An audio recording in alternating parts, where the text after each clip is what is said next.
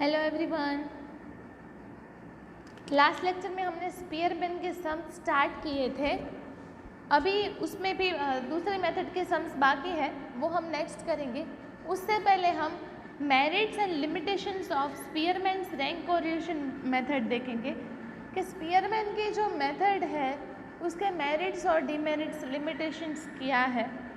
आप एक बात याद रखोगे कि स्टेटिस्टिक्स में सम्स जितने इम्पोर्टेंट है उतने ही जो थियरी है वो भी इम्पोर्टेंट है। आप सिर्फ सम को इम्पोर्टेंस नहीं दे सकते स्टेटिस्टिक्स में, आपको थियरी भी इतनी ही करनी होती है। कभी कभी क्या होता है कि पूरा पेपर में 50% 60% क्वेश्चन जो है वो थियरी का पूछा जाता है, इसलिए ऐसा कुछ डिसाइड ही नहीं होता कि क्या पूछते हैं, सिर्फ मार्क्स डिसाइड होते हैं कि इस चैप्टर में से इतने मार्क्स का आएगा। So we have to do everything. So theory पे भी उतना ही कॉन्सेंट्रेट करना है। Demerits and merits of Spearman's rank correlation method हम स्टार्ट करेंगे। उसके मेरिट्स है, उसमें फर्स्ट पॉइंट है this method is easy to understand. Spearman की जो मेथड है जिसमें रैंक देने हैं वो बहुत ईजी है समझने में। The calculation of rank correlation method is easier than Karl Pearson's correlation method. मतलब कि इसकी जो कैलकुलेशन है वो बहुत ईजी है। It is the only method when the data is qualitative. Data qualitative है तब यही मेथड से हम सम कर सकते हैं, क्वालिटेटिव डेटा होता है तब। व्हेन डिस्पर्सन इज़ मोर और when the extreme observations are present in data, Spearman's formula is preferred over Karl Pearson's formula. Observations जो है वो एक्सट्रीम होते हैं, फिर उसमें जो क्वालिटेटिव डेटा दिया गया होता है, तो जो स्पीयरमैन की जो फॉर्मूला है उसमें ज़्यादा प्रीफर होती है।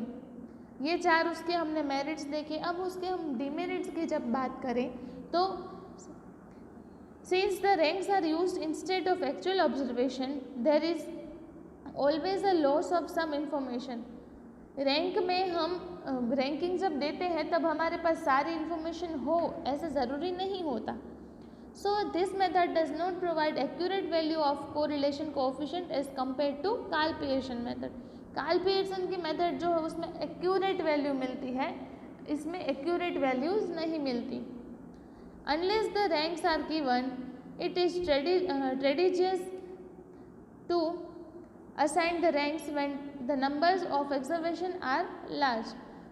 जब ज़्यादा नंबर होते हैं, ऑब्जर्वेशन ज़्यादा होते हैं, तब ये बहुत ईजी नहीं होता है, वो बहुत हार्ड बन जाता है कि उसमें रैंक दे फिर उसका कैलकुलेशन करे, क्योंकि बहुत सारे डेटा में से रैंक निकालना भी एक बहुत बड़ा टास्क बन जाता है। This method can not be used for a bivariate frequency distribution. In such a case, Karl Pearson's method is used and you will learn it in your higher studies। Karl Pearson's method वो आप higher studies में भी देखोगे कि वो कितनी useful रहती है।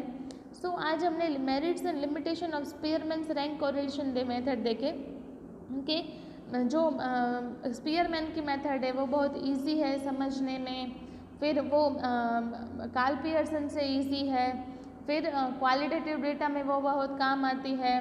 बस ये सारी चीज़ें जो है वो उसके मेरिट्स में है। जब लिमिटेशन देखें तो रैंक्स यूज़ होते हैं एक्चुअल ऑब्जर्वेशन में से, तो ये रैंक देना भी बहुत ही इजी नहीं है, डिफ़िकल्ट काम है। तो unless the ranks are given it is स्ट्रेटेजियस to assign ranks when number of observation is large. और जब ऑब्जर्वेशन ज़्यादा होते हैं तभी ये बहुत डिफ़िकल्ट है।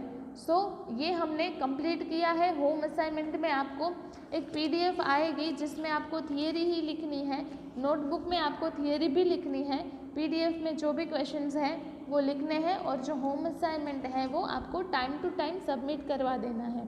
Thank you. होम असाइनमेंट में आपको सेक्शन डी के ये जो क्वेश्चंस हैं शॉर्ट क्वेश्चंस वो लिखने हैं।